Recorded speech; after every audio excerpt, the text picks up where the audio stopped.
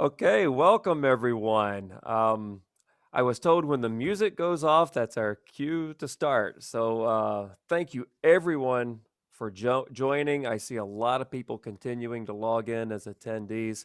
But welcome to Kiser Group's virtual mid-market summit. As many of you know, we hold an annual event that's live.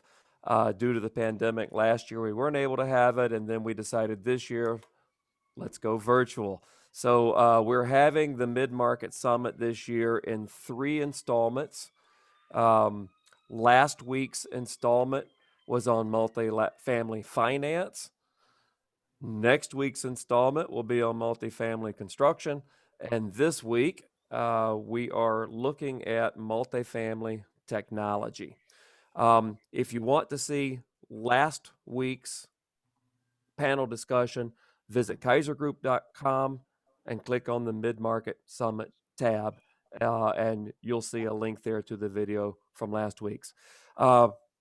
This week, Kiser Group partner Aaron Sklar will be moderating this panel.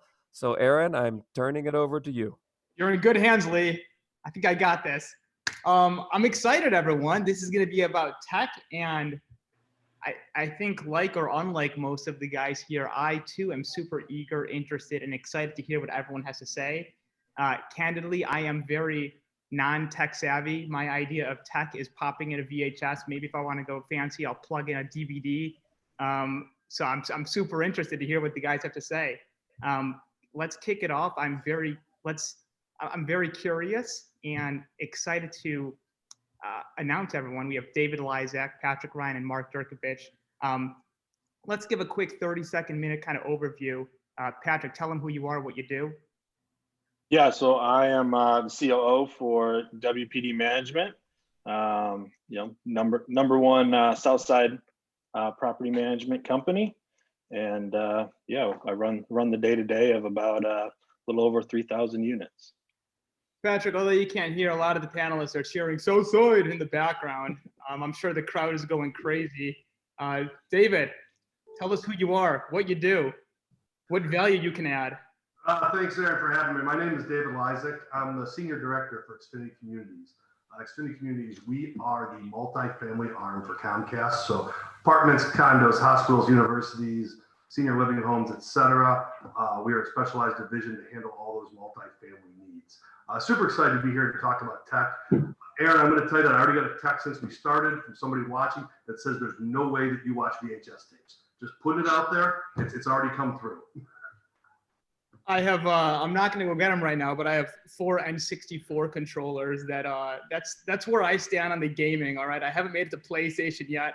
I'm still at about 1996 and back there. Well, let's hope our tech discussion is a little more recent than that. Well, that'll be on you to decide. Mark, take it away. Mark Durakovic, Principal Cast Management Services. We are a property management company based in Chicago, managing properties all throughout Chicagoland, about 10,000 units and 450 properties, comprised of residential rental, HOA condominium, and office retail as well. Appreciate you guys having me on here today, and look forward to talking about the great technologies that property management companies bring to the table, including typewriters and all other types of really cool tools that we use. On that note, Mark, I'd like you to kind of take the floor and take it away from there and just kind of go from the shift you've seen. I know a lot of the guys listening, or a handful of them, still operate maybe in an old fashioned, not as tech savvy as some of the other guys. And I'm curious to hear, kind of the shift that you've seen, not just in the recent, call it 5 years plus, 10 years plus, but even more so compact than that. COVID, post-COVID, pre-COVID, how things have changed. Yeah, I mean, look, I think the world's been changing as you just described over the last 5 years, 10 years, and so forth. But especially here in the last 12 to 18 months, we've seen a drastic shift in how we do business and how I think we're going to be doing business in the future. It starts with obviously doing personless showings in some cases, virtual rentals, utilizing 3D tours, providing the types of amenities and services that you've never really provided in the past. And obviously, I think it's going to continue changing.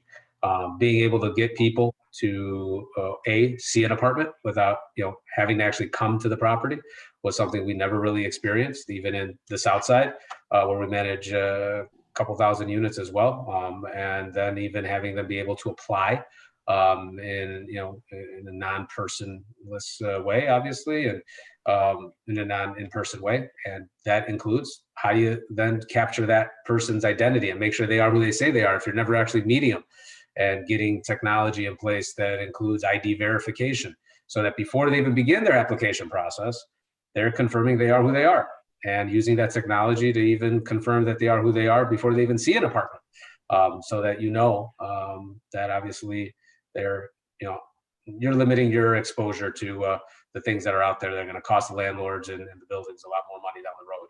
But those are just small examples of, I think, what's happening here in certain aspects.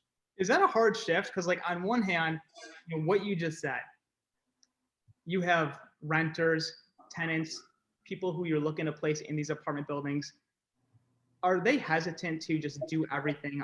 Do you find that they're hesitant to do everything online, virtual tours and whatnot? I'm sure a lot of the tenants are, maybe more old fashioned, like myself. I want to see, I want to feel, I want to put my eyes and hands on the product I'm renting. And at the same time, I'm sure there's a lot of, from a broker's perspective, I deal with old school buyers and sellers all the time who, like you mentioned, Mark, send me the information. I get, they have to go in their typewriter, print it out, and basically Xerox it to me, right?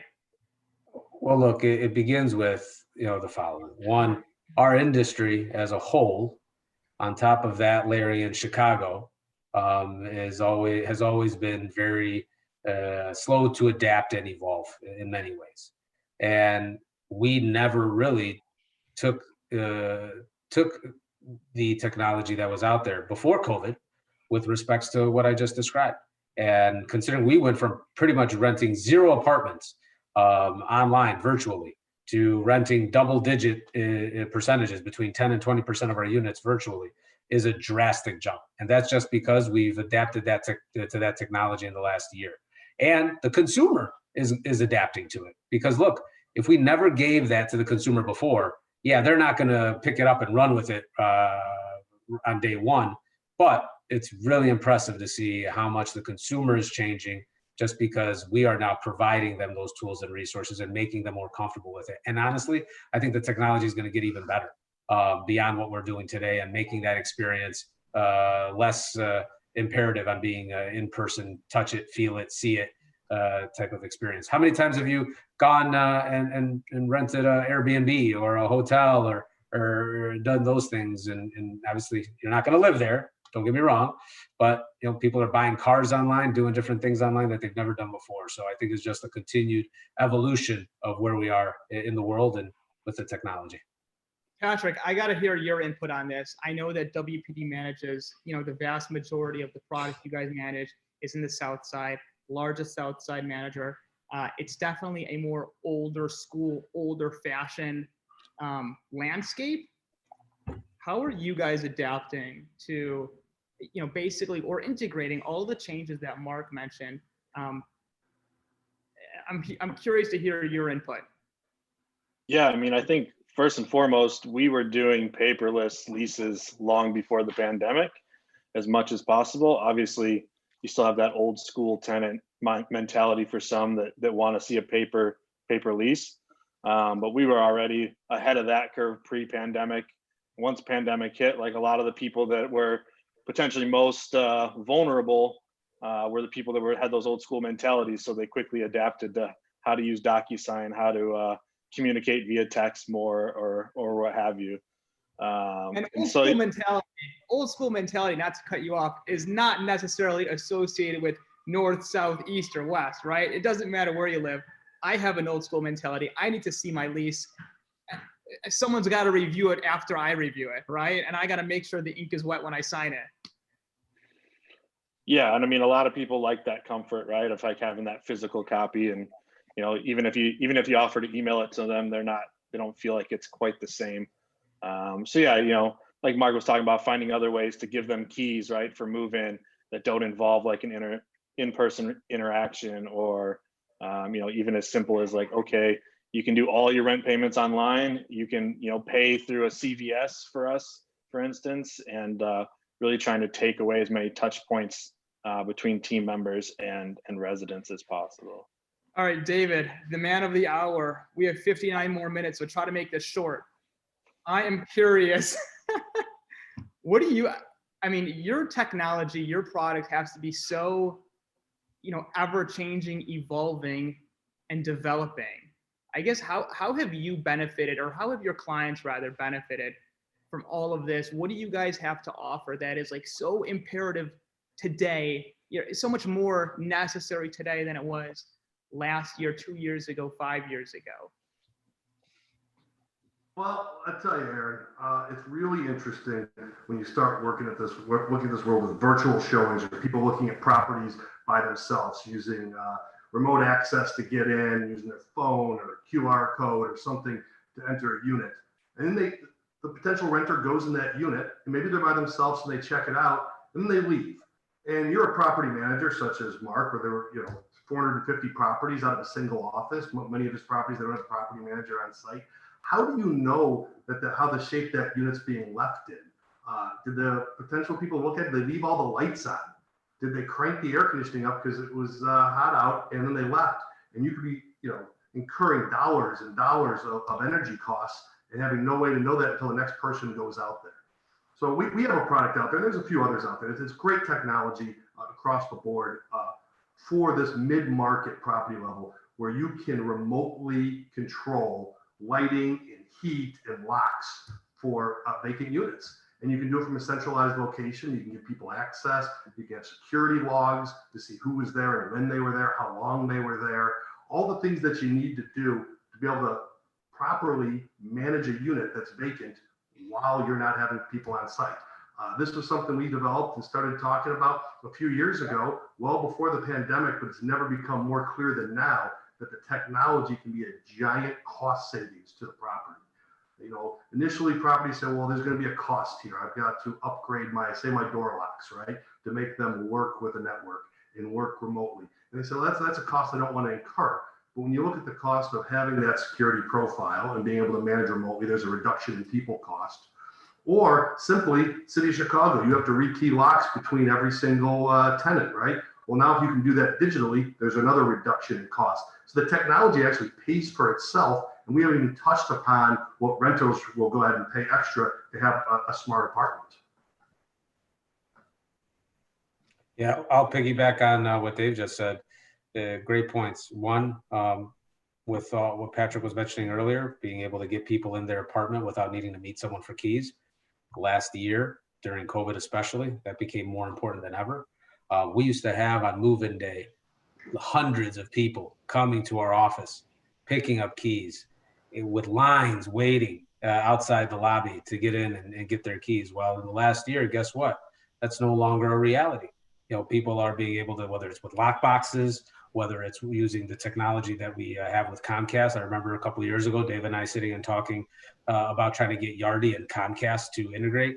Now the beauty of it is, guess what? Somebody's going to sign their lease. They immediately are now connected to that apartment on the day that they're scheduled to move in. Their lease start date is going to give them access to the building, to the unit, to all of the amenities and everything that they need.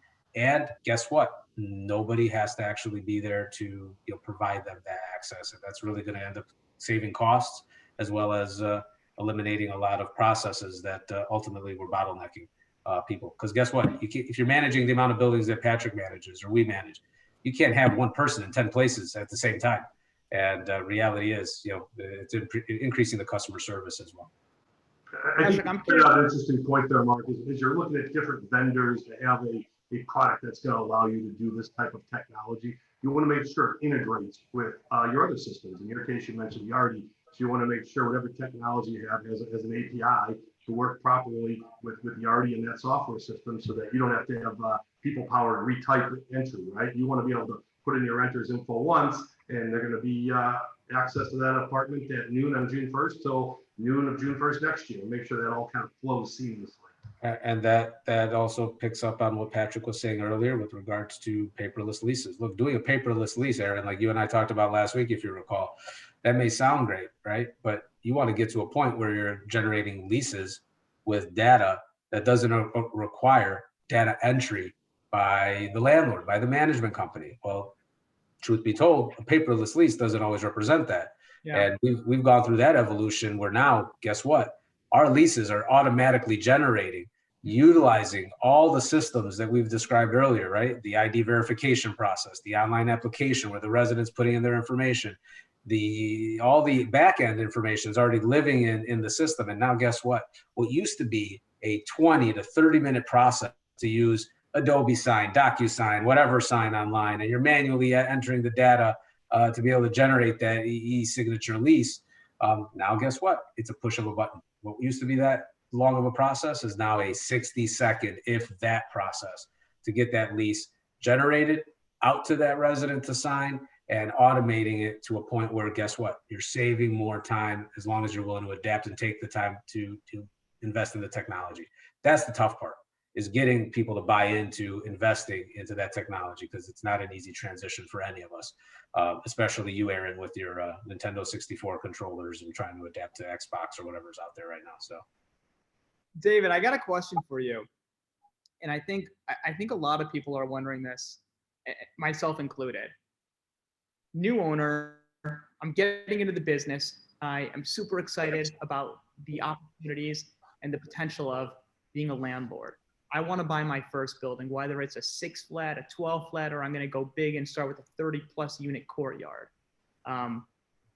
Typical Chicago apartment building, 100 years old, normal asset that I think WPD casts right in their wheelhouse. First time owner operator, something small. What can you offer me? What can you offer people like that? And what mistakes do you kind of shake your head at, like, God, why are you not doing this? This is a no-brainer.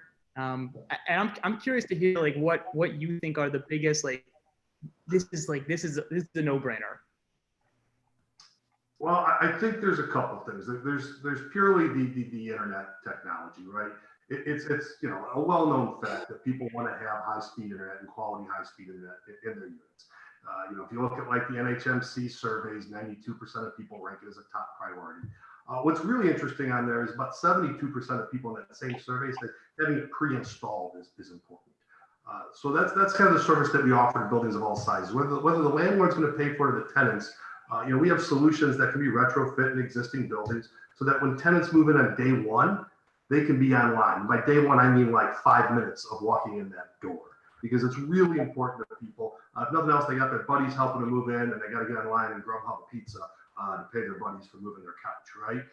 So that's first thing is, you're looking in a building, looking to become a landlord there, make sure that you've got the high quality internet in there. The second thing is you want to look at what technology can you use to create a sense of community in that place. I think everybody that's listening to this call knows that we're kind of the experimental generation that's here going on right now, right? They want to feel part of the community. They want to do events. They want to have activities. And now we're in a pandemic. And if people feel connected to their neighbors, they're much more likely to renew their lease and want to stay in a building, whether that is that 3 flat, 6 flat, or a 30-unit building. So what kind of partners can you go out there to find that will help you create a good experience? One thing we've been working with Mark at CAS lately on is that when we customer support a building, we provide some dedicated reps to Mark's team. And so we've been hosting monthly trivia events with people in Mark's buildings so that they can get to know each other. And then, of course, we can pitch Xfinity products, and that's why we're there. So it's kind of a win-win. And that gives them that little extra sense of community in this virtual environment to help them want to stay in a CAS building, stay in that building, not turn over the rent there, and really feel like technology is part of their lives.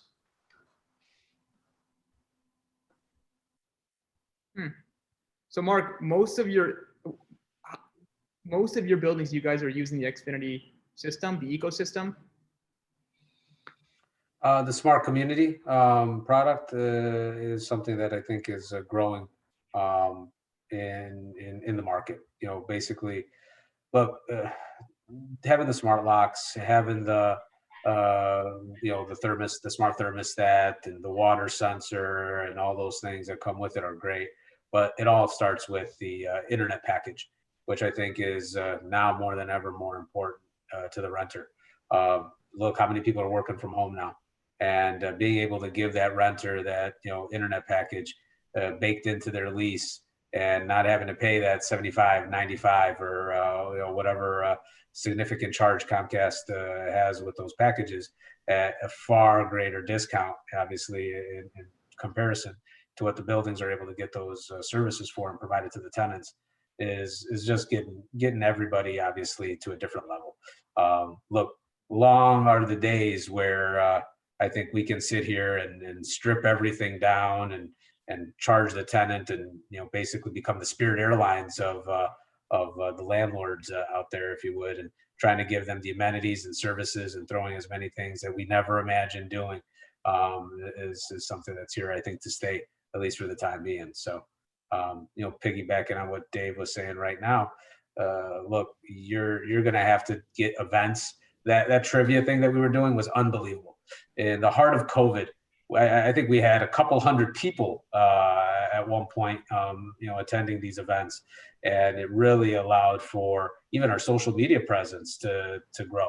And renters were, talking to one another, and thankfully they weren't talking about how many of them were having work orders that weren't getting done, but it was enjoyable to see them all interact and talk with one another and be able to, get a sense of, guess what, that landlord that I have actually cares, right? They're giving me a chance to win iPad, earpods, or maybe even a Nintendo 64 control. I think Dave was putting up. So Aaron, now I know where it came from. So Patrick, I don't know what you think about what we're going off on here, but interested to hear your opinion here too. David, I want to go back to you because I know a lot of Class A big high rises and stuff like that do this. I don't know, Patrick, and I don't know, Mark, how many of your properties, if any, are like this. I would say the vast majority of the old-fashioned operators that I personally deal with don't. But I guess, David, when you go to a building, put this master system in here, I want to install Comcast in every unit. Tenants have a utility package, 50, 60, whatever, how many bucks it is, versus what I think, and I could be way wrong. I'm curious, Mark and Pat, your thoughts. But, when I move, I'm spending an arm and a leg on cable and internet, right? I guess, out of curiosity, how many smaller, more old-fashioned, not as even seasoned, but just more smaller mid-market landlords are using products like that, putting a master system in here. Therefore, tenants don't have to call DirecTV, Comcast, AT&T, and spend $100 to whatever it is to get high-speed internet and cable. And Aaron, if you asked me that 4 years ago, the answer in the mid-market space would have been like 10%. And now what you're seeing is it's almost over 50%. Because the tenants are demanding it, it's something they're coming to expect. And from the landlord side, and I'm going to get over my skis here, but certainly when you start including packages like that and you put on a fee, you start increasing your NOI. And I'm sure Mark and Patrick can talk a lot more about that to me, but the value to the business of that. And you get more valuable tenants in their rent on a monthly basis. It is a deciding factor when people go to look of what is available to me, what's included in my monthly payment. And of course, the value comes is when a building provides that service, they're buying it from a substantial discount from us or from any of those other providers you mentioned. So when they pass it along there, whether it's a fee or any other way included in their rent to the tenants aren't calling up and paying $150 and having to work with the call center and get somebody to come on site and set up the service. And as I kind of speak through my talking here, it comes another interesting point of a big benefit to buildings of when you pre-put in a system and you work with someone like us on that, is that we can have it set up so when I said that tenant could be online within minutes, that means that no Comcast employee has to go out there or another provider. So that's less people in your building that you don't know, and which is definitely a security concern, and now it's a safety concern in the pandemic. The less vendors you have coming out of your building on a daily basis, the better off you're going to be. Mm-hmm. Patrick, are any of your buildings like that? I guess that have like a master system? Yeah. We don't have any buildings with a full master internet system. So like we've recently gone through a process of getting I'll hook you Comcast. up. After this call, I'll hook you guys up and I'll send you each other's contact info. Yeah. We've recently with Comcast like been able to get a lot of the buildings like pre-wired so that they're not, they're nice and organized. The tech isn't having to run one unit at a time. They can do the whole building. You don't have a bunch of holes being popped in everywhere, and really clean it up a lot. But no, we haven't really taken the full step to automation and smart and internet packages. Yeah, something I thought about, because I mean, like, back when I was renting, some places had like, okay, 70, 60, whatever, right? You got a 2-bedroom, you have this utility package. Other times, you're responsible for all of it, and no one likes slow internet. No one likes only 6 channels and whatnot. And very, very curious. So it's interesting to hear that it was, a few years ago, virtually not a whole lot, 10% tops. And now you're seeing, David, that, 40 to 50% of it, you think mid-market, half of your clients or half of the mid-market guys that you work with are integrating that. Mark, do you guys use that?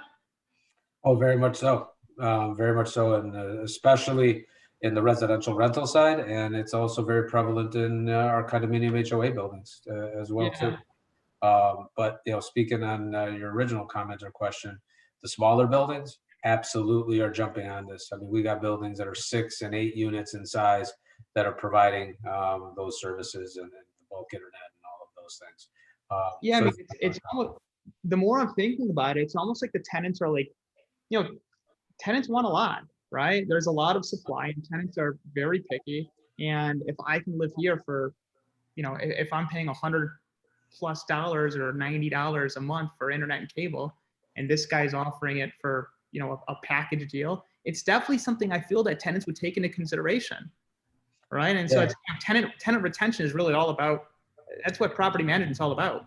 Look, about 7 or 8 years ago, we brought to the table something called bundled service rent. So you say utility package. I don't want to get into the schematics of this, but you want to be very wary of what you're charging and what you're terming it, for legal purposes. But we call bundled service rent can have buildings that have, the smart home community, the bundled internet package. Got buildings that don't have any of that as well. On the far south side, that also have, guess what? Storage space in the basement and a bike room. And guess what? You got a bundled service package. But point is, what you just were saying, Aaron, look, it's a service to the tenant, and the tenant is getting not only, the amenities, but you're also creating a situation where it also can become a form of additional revenue. And we have buildings that are charging $200 a month. That's the highest we've gotten with the bundled service rent. But guess what? What does that accomplish for us in the marketing of these apartments? Now I'm marketing the apartment at $2,000 instead of $2,200. Well, why is that important, right? It in the description, it's layering in the fact you got an additional $200 a month in bundled services. But guess what? Now I'm catching a target audience that's far greater than if I was marketing my apartment at $2,200 as a list rent, because people are searching at certain price points. So, there's a huge different way to look at this. And I think trying to take advantage of what our renters are taking advantage of us is something else that's important. I wanted to, so you mentioned, go ahead. Oh, sorry. I was saying, what I find interesting, Mark, I'm curious if you've done this in your buildings or Patrick and yours. We have some other clients here in the mid-market space that they've taken this infrastructure we built and said, what other amenities do our residents demand? And it's really connected type devices. So we've seen a lot of people, transform that small bike room into a mini gym in these 20 to 30 unit buildings. How do you do a mini gym in there? Well, they're using the mirrors and the Pelotons, which are all connected. And they put those in, they can connect them through the network. And then residents really like going in there. They can reserve time. So it's 1 or 2 people at a time for social distancing. And we hear from a lot of our clients right now in this space that using devices like this that are connected are big draws for their tenants. Mark or Patrick, have you guys seen that in your buildings as well? Oh yeah, I mean, we've done the Peloton, we've done the mirror.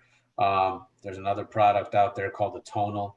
I think I like to term it unit-centric amenities. I'm still on the Bowflex. There you go. I'm gonna send you a Bowflex commercial video after this, Aaron. Are you starring in it, Mark? Because I'd like to see it. Are What's you that? starring in the Bowflex?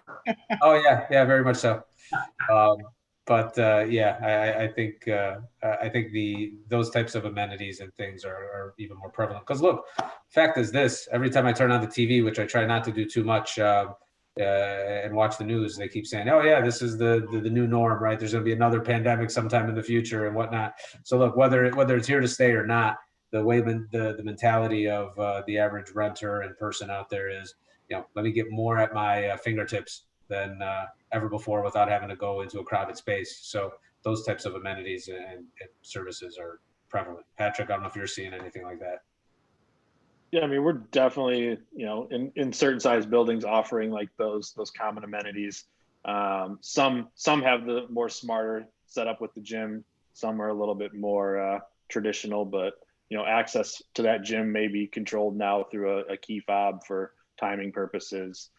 So there's not too many people in there, or what have you. Even reservation software for those types of amenity spaces is now becoming very popular. So people don't have to go down to the amenity space and realize, oh darn, there's 7 people in there, and I don't want to go in there, and so forth. So definitely evolving. Patrick, I know that you guys are like on top of it with QR codes. Everything is digital. You scan this, you scan that. Has there been a hurdle, or has there been any difficultiness in getting a lot of your leasing agent, tax, maintenance crew kind of acclimated with maybe this newer software technology? And again, this kind of goes back to the getting people out of their old ways, out of the old in with the new. Yeah, I would say maintenance techs are definitely the biggest struggle to get on board with technology at times. They may have a smartphone, but they may not know the capabilities of that smartphone. So yeah, letting them understand that, like they're using things like T-sheets that tracks them GPS wise, so we can line it up with their work orders for the day, or like our janitorial, having to scan the QR code to check in and out of each building so we can see how much time was spent on that building and ensuring that the services were actually performed. Yeah, it's a process, but we do spend a lot of time up front with those individuals, like teaching them in the office and then having them go out in the field with another experienced tech and say, this is how it's done.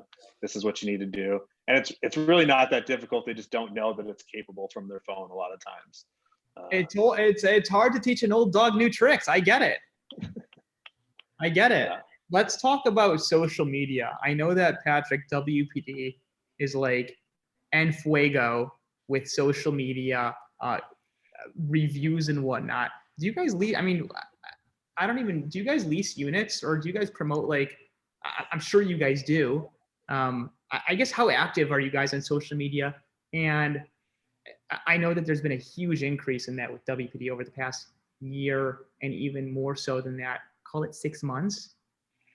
Yeah, I mean, so to touch on Google reviews, for instance, has been a big focus of ours over the last 2 years, and really making sure that we have a positive, positive image on Google when people search us up.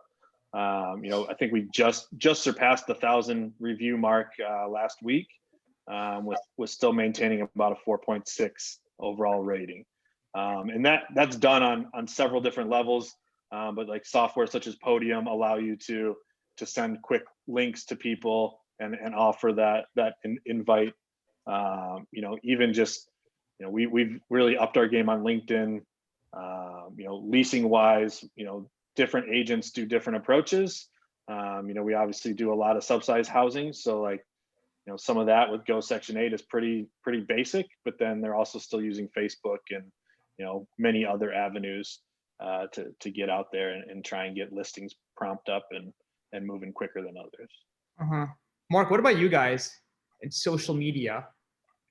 Yeah, we definitely try to have a presence on Instagram, and as Patrick mentioned, Google reviews and such. And look, the fact is this: we're in an industry, service industry, where not a lot of people are gonna go home at night and say, "Yeah, my toilet flushed, my roof's not leaking, and my water's working." But goddamn, that Comcast service that I'm getting included in my bundled services in my lease just went out. I'm gonna go post a real good review for these guys and give them maybe 1.5 stars. So, that's the reality of the world that we're living in. Fact is this: you still got to try and understand that despite all of those realities, you got to try and keep a positive image. The social media side has been unbelievable for us, especially when we were doing those trivia nights and whatnot. Really grew our followers.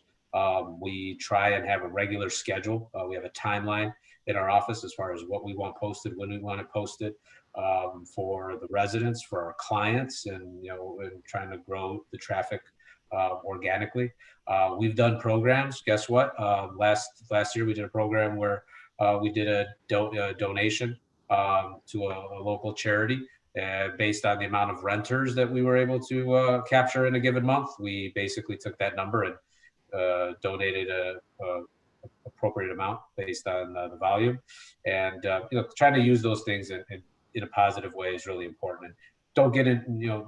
I used to sit down and get all the emails. Oh, you got a new review, and I'd sit down, I'd look at it like, oh God, oh geez, oh boy, what am I going to do now? And you got to understand it's part of the business, but you also got to use it in a positive way. And believe it or not, it's improving for everybody. Yeah, I hear you. I don't know, to piggyback off of what you were saying, Mark, most people who are leaving their property managers reviews, don't necessarily leave good reviews. Oh man, I was late on payment, but my property manager was very quick to respond to me and let me know I was 5 days late. 5-star review. Amazing. Guess what? The last 14 months, they're very happy. We can't evict anybody. So, thanks to our wonderful governor, they're very appreciative of that. I got to tell you, I was going back to Patrick. I don't know how the HE double hockey sticks you guys do it. If you go to their Google reviews, it's like, it's like all the highlights from the internet ever. All right. It's unbelievable.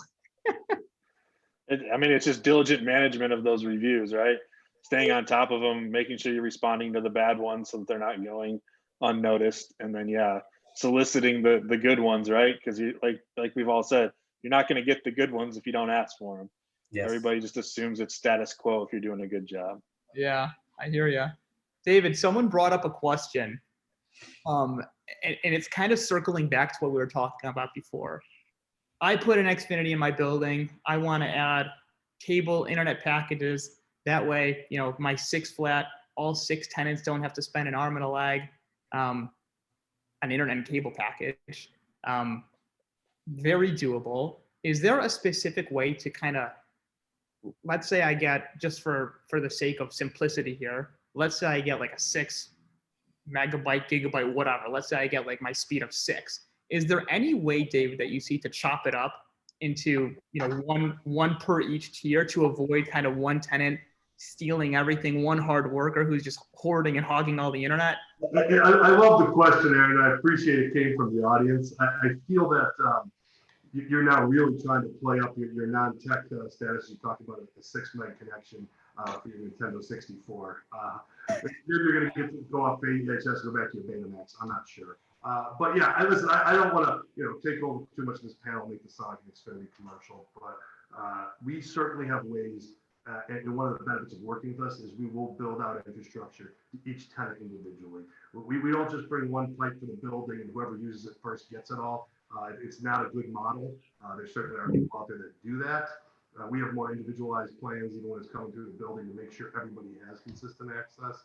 And certainly I'd love to follow up with whoever asked that question and talk in more detail about it as opposed to spending a lot of time here right now on it. But it's a great question and we certainly can help with that. Patrick, biggest hurdle in terms of, again, that analogy of teaching an old dog a new trick, biggest hurdle of getting an old-fashioned owner who's stuck in their ways and kind of converting them, or even a tenant for that matter, converting them into, new tech savviness. Okay, this is an obsolete way. It's older. It's more slow. It's delayed.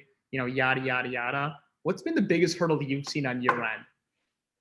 Yeah, I think hurdle number one is making sure that you are the expert in what you're trying to teach somebody, and ensuring that your team members actually know what they're talking about when they're talking to an owner or a tenant, so that they're not, making it more complicated than it has to be or confusing somebody.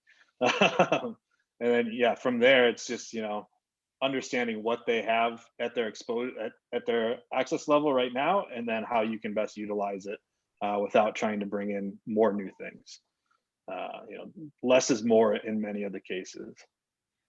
I hear ya. What about you, Mark? I'm sorry, Aaron?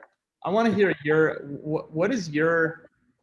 what's been your experience been? Largest hurdle kind of converting an old tenant, an old owner to this new age of technology. Like, look, Mr. or Mrs.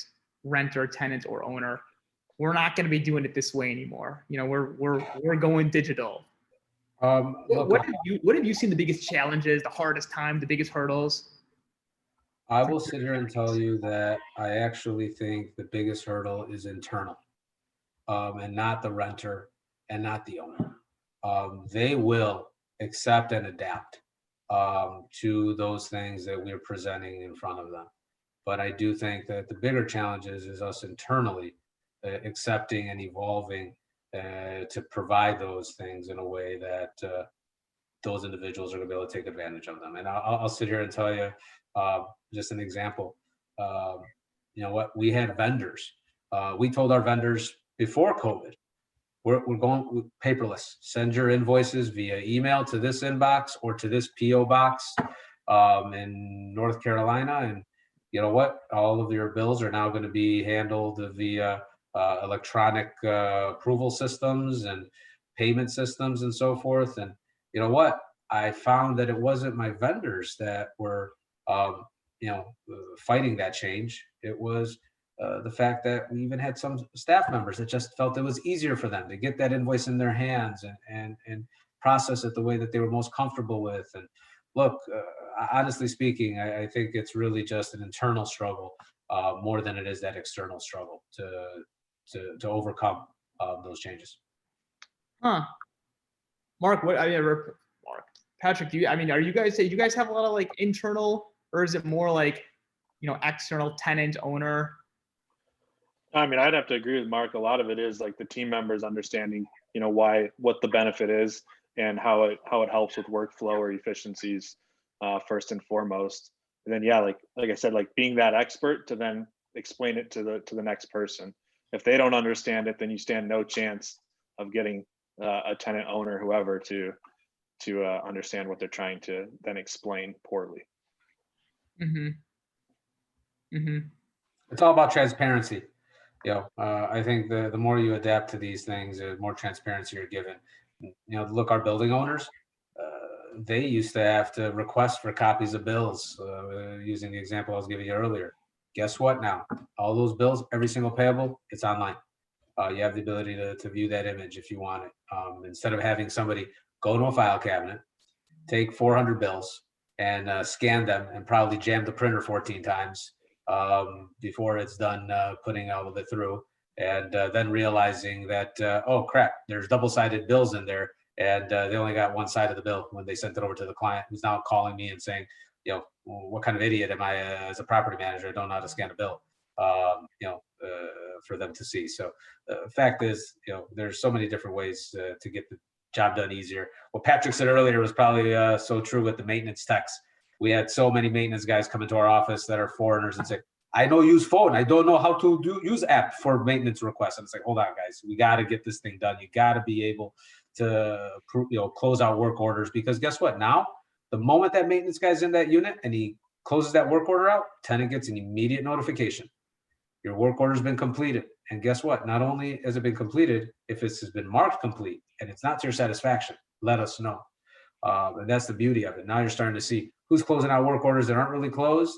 And you're able to improve that service, which is what is probably helping Patrick and companies like us out as well, improving those reviews, because now, guess what? More transparency in the process. I would think even if there's a delay in completing the work order, just having that communication to the tenant electronically, letting them know an update or letting them know it's coming is going to improve your reviews or your social media comments. People usually just want to know what's going on, even if it's not the fix, right? And that's certainly how we feel in our business. We've pushed everybody towards digital adoption for the last few years. Years ago, we started by giving people a discount for communicating with us electronically. Now it's come, as in many industries, the opposite, where you pay more if you want to go paper, and digital has become the standard. Patrick, what is the one thing in your experience that you think you have learned the most about kind of maybe getting out of the old fashioned way into the new tech? And I think if you could instill something in everyone, this is the most important thing that I've learned, what do you think that would be? I think probably the most important and eye-opening thing is just how many ways there are to accept payments electronically to your system. It's not just like the baked-in tenant portal that you may have with Yardi or Appfolio or Propertyware, right? Which is like pretty given, but we can accept payments at CVS with a barcode being scanned right at the register if someone wants to pay cash, because we don't accept cash, or just partnering with other currency exchanges, whatever, to get that where it's literally just coming right to our system. So now nobody has to manually enter that payment. No one has to, potentially mess it up. And at the same time, you can tell right away if that resident actually paid their rent, right? So you're not waiting in the mail saying, oh, it's gonna be 5 to 10 days before I get my check in the mail, right? Like, that's not an excuse in our world anymore. There's a paper trail on both ends. Right. Send me a picture of the receipt from the CVS store, and I'll get it in a couple days anyway, online, right to your portal. Interesting. Wow. What about you, Mark? I think the marketing and leasing world is what's really been most prevalent as far as what we've seen. Being able, a couple of years ago, adapting to online scheduling for appointments. I remember waking up 4 or 5 summers ago and saying, I never want to call a leasing agent in my office again and hear their voicemail box is full. I just couldn't stand it. And guess what? If I can't stand it, how many people that want to see an apartment are getting that message? So converting to, again, 3-4 years ago, online scheduling. You find that apartment online, no matter what website you find it on, right? Whether it's the Zillows, the apartments.coms, and so on and so forth. Whether you're able to do it on that advertisement or within moments of filling out your inquiry form, you're getting an email that gives you the ability to schedule that appointment and see exactly what day, what time. But not only that, right? You're enabling the prospect to schedule an appointment online without having to pick up the phone, wait for a reply, right? How many times did a prospect get a call, an email, a text back? Oh yeah, thanks for inquiring for the apartment. When would you like to see it? And they have no clue what apartment they inquired about because they filled out 50 forms online. So now it's at their fingertips, but more importantly, guess what? Now that entire process changed, right? Now, number one, our agents used to hate the amount of no-shows that would happen. So the technology we adapted, guess what? You schedule that appointment online. You now have to verify it, verify that you're coming to that appointment no less than 2 hours before the showing. And if you don't, your text message or email, whatever you opted in at, tells you if you don't reply by pressing 1 that you're confirming your appointment, or pressing 2 to cancel, your appointment will be canceled for you.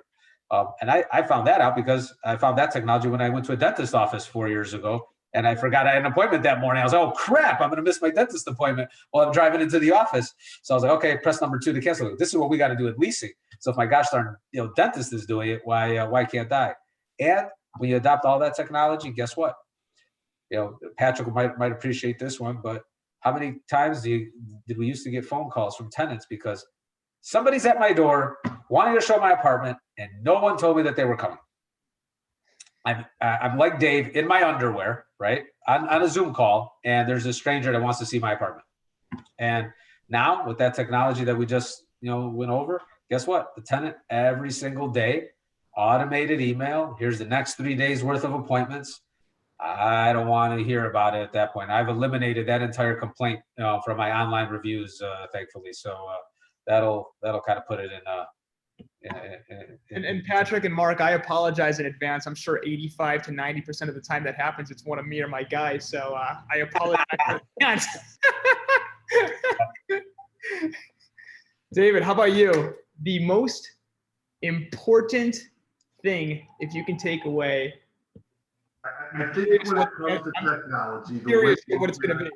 Oh, I think the most important message I probably have is that the technology's there and the demand that we've talked about for years is coming as well. I referenced earlier that the National Multifamily Housing Council survey, it's like 10,000 renters they surveyed 6 or 8 months ago, and then they processed their survey. Another one of the stats from there is 72% of respondents said they want an apartment with smart lighting. And when you look at a tenant, you say, okay, that's great, they want it, but they can't bring it themselves. There's no bring your own in the apartment space. You don't want tenants coming in, putting in a Nest smart thermostat. You don't want them putting in smart lighting. They certainly can't put in their own smart door locks or anything else that's smart of that nature. And they are looking for apartments. The data shows it. They're going to pay more for apartments that have it.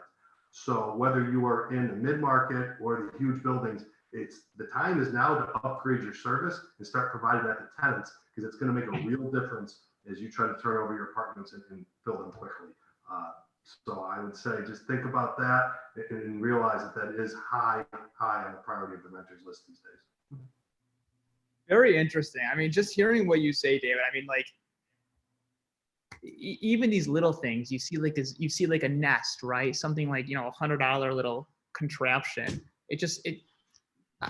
I can't imagine what the ROI is. Well, I can't live without my smart thermostat, right? Once I finally got one, and I'm at a renter, I own a place, but once I put it in, anytime I'm, traveling somewhere, I'm coming back, I'm on there adjusting my temperature. Or maybe it's the middle of the day and I want to check in on my dog and make sure the air conditioning is the right temperature for him. One of the David, I'm a simple guy. I need my Starbucks and my kombucha. I'm good to go. I'm a simple guy like you. I'm a tech guy then, Aaron. We did our own survey of actually some apartments that are smart apartments with Mark's tenants in them. And the biggest response we got back was that they loved the ability to control their lighting from remotely, because they wanted to make sure their pets weren't in the dark at night. So that's the world we live in. These are the features that the tenants want. So we got to deliver to them. Lee, welcome back. Good to see you. Oh, you're muted. I bet you everybody at Kiser Group wishes that they could just do that to me. Just mute me, right? I have been reinserted by our wonderful publicist, Sabrina Wetrig, and my first thanks for today's program goes out to her. Rock star in the PR world, and those of you on this panel who have dealt with her know this. So thank you, Sabrina, for all of your efforts in pulling off of the virtual mid-market summit. I have to say that I was so enjoying this panel right up until Mark's comment, and I got the visual of all you guys in your underwear on Zoom. It's etched into my brain. I just need to get this over with now. Well, that's why I'm not standing up. Thank you all so much. Patrick, Mark, thank you for being on the panel. Aaron for moderating, but especially to Dave Lizak and Xfinity Communities for being such a staunch supporter of the Mid-Market Summit for Kiser Group, and already committed to our 2022 live, hopefully, Mid-Market Summit. So thank you for your support of this program, David. Oh, you're welcome. We are a big fan of it. I like your mission with it, and I surely hope we can get back to City Winery or someplace similar to it. And the discussion's a lot more fun with a couple glasses of wine and all of us. Certainly is. Final reminder, also, the final installment of this year's virtual Mid-Market Summit is next Wednesday. Check out at kisergroup.com or LinkedIn for details and to register. And that will be, again, multifamily construction panel. Panel members are Blitz Lake, 3F Construction, Maverick Development, and North Park Ventures, and that will be hosted by Kiser Group Director Matt Halper. Once again, thank you to everyone who attended, and thank you to this panel. Great discussion on multifamily technology.